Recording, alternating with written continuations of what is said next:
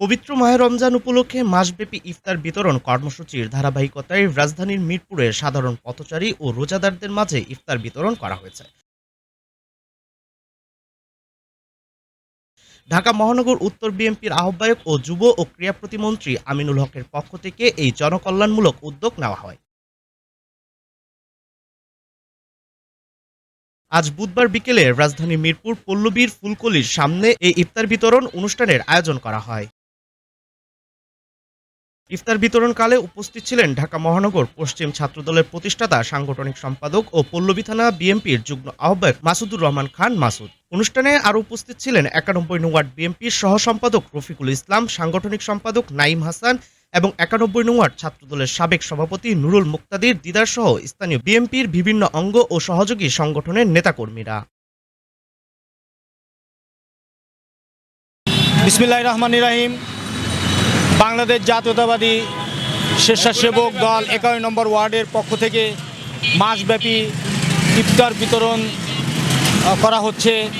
আপনারা জানেন আমাদের ৯১ নম্বর ওয়ার্ড স্বেচ্ছাসেবক দলের খুব পরিশ্রমী নেতা সানজিম, জাতীয়তাবাদী ছাত্রদলের সাবেক ৯১ নম্বর ওয়ার্ডের প্রতিষ্ঠাতা সভাপতি, আমার সহযোদ্ধা বন্ধু, আমার বাল্যকালের বন্ধু দিদার, এবং উপস্থিত আছেন বাংলাদেশ জাতীয়তাবাদী দল বিএনপির ৯১ নম্বর ওয়ার্ডের যুব বিষয়ক সম্পাদক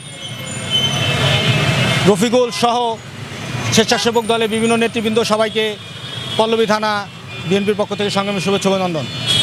আমরা প্রতি বছর নয়, গত বছরও স্বেচ্ছাসেবক দল ৯১ নম্বর ওয়ার্ড মাসব্যাপী ইফতারের আয়োজন করেছে। আমাদের জানেন সম্মানিত প্রতিমন্ত্রী যুব ও ক্রীড়া বিষয়ক প্রতিমন্ত্রী আমিনুল হক ভাইয়ের সার্বিক দিক নির্দেশনায় ইনশাল্লাহ আমি আশা রাখবো ভবিষ্যতে ৯১ নম্বর ওয়ার্ড স্বেচ্ছাসেবক দলের সংগ্রামী নেতা সানজিম এভাবে গরিব দুঃখীদের পাশে এসে দাঁড়াবে। বিসমিল্লাহির রহমানির রহিম।